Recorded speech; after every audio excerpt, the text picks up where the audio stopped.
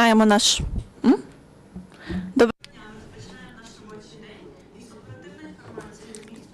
We would like to start our day with the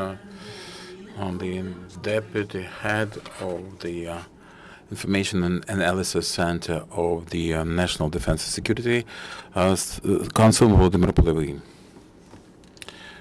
Good afternoon. I'd like to congratulate you on the Armed Forces Day. President of Ukraine Petro Poroshenko greeted military officers and veterans with this important day.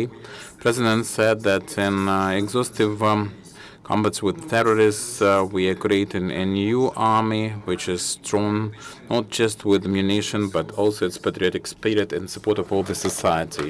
Real patriots of Ukraine: Taras Senyuk, Kostyantin Mogilko, Yevhen Zelinsky, Mikhailo Zabrodsky, and Igor Hortychuk were awarded with the highest decoration, the Hero of Ukraine, Golden Star. President of Ukraine wished the warriors iron will, reliable rear, and new achievements and still in Ukraine.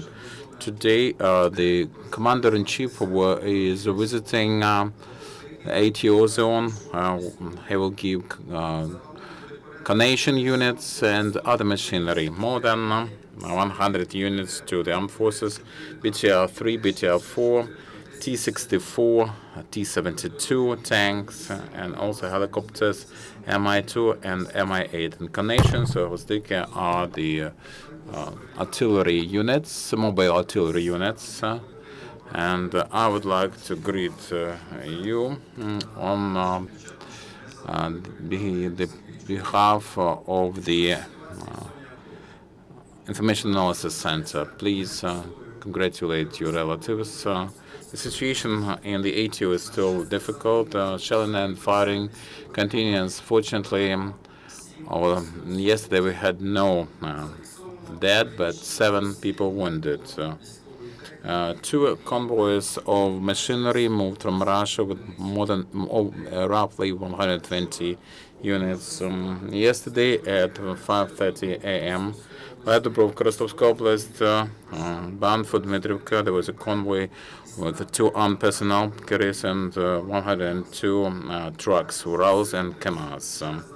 At 7:30, via Izvarina, 7 so-called humanitarian tanks went bound for Luhansk. Regrouping of the formations, the force, illegal force and Russian force at Donetsk and Luhansk continues at 8 moving artillery units and 3 systems of Grad were registered with the full munition.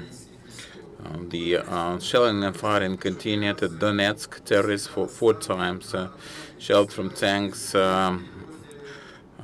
grenade launchers and small arms. Ukrainian forces got an airport and they had another attempt on offensive, and that was repelled and the adversary retreated with casualties. Yesterday, President Petro Poroshenko met military officers, defenders of Donetsk port, and volunteers to provide for them.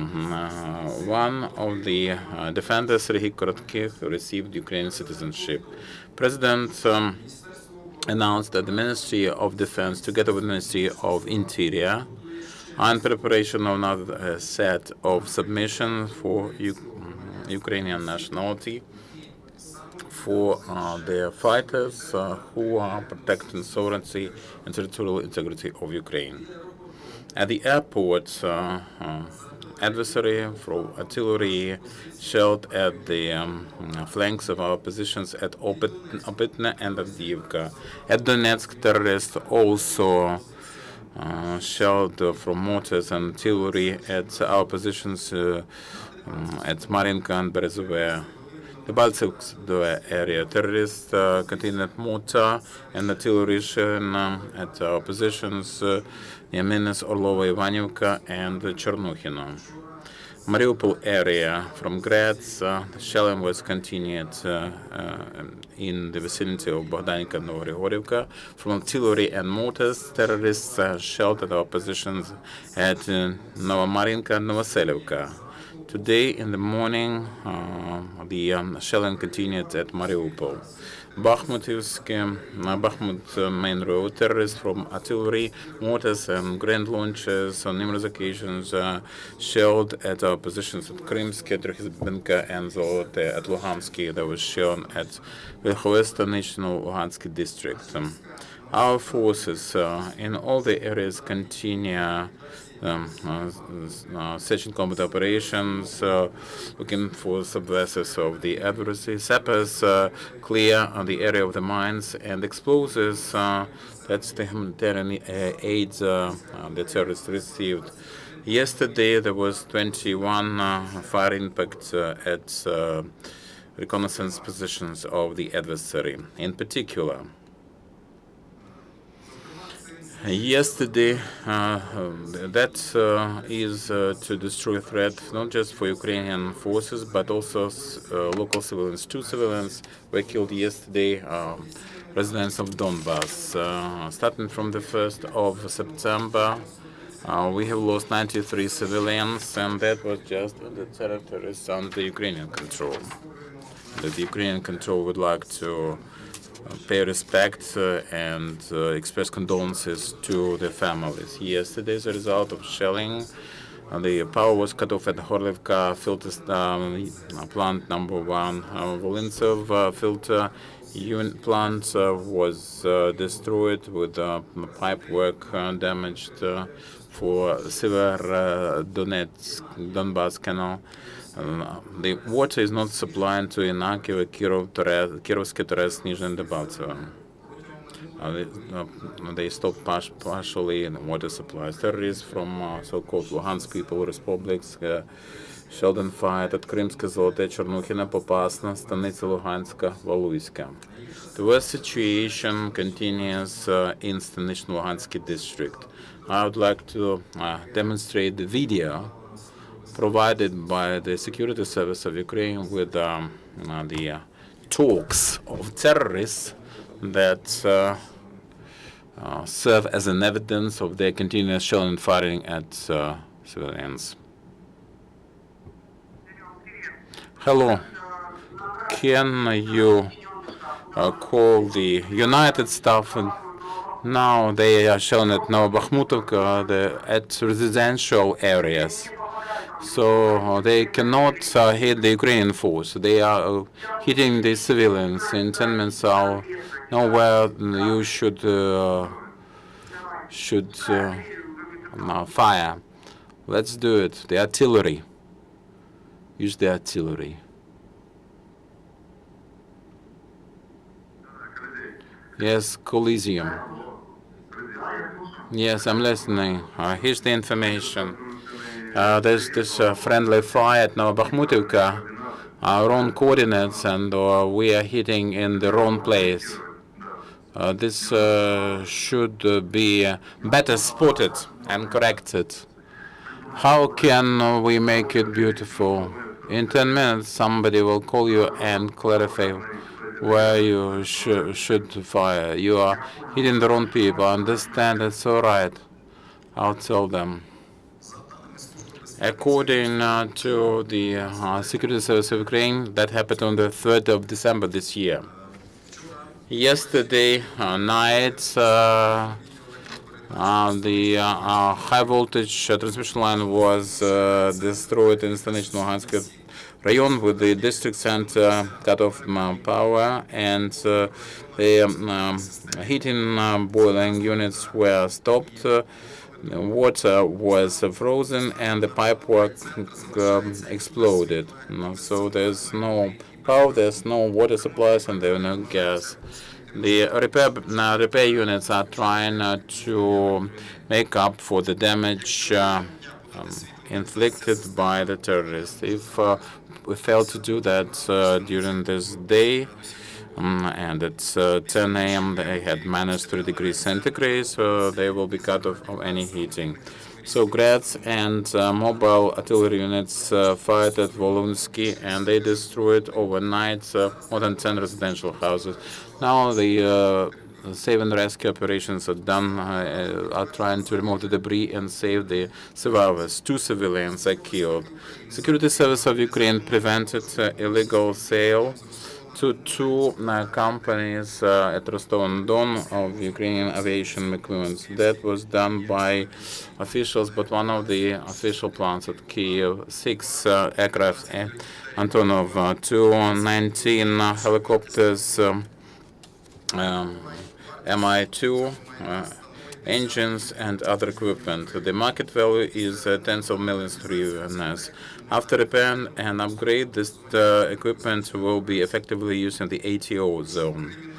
The criminal proceedings were filed under Article 364, abuse of office and possession, criminal code. Because there was a hiding place with armors identified by the military reconnaissance at Yanakovo, Donetsk Oblast. They would replenish it with after every next humanitarian convoy. About 10 grand launchers, Muha, RPG-26, RPG-22 were removed. Kalashnikov submachine guns with loaded cases, grenades, and odd rounds. The seized ammunition is given to the Armed Forces of Ukraine. Recently, we had on the news a grandmother with 4 grandchildren. So peace and order and help up army volunteers help them to move to a safe district to provide for their security.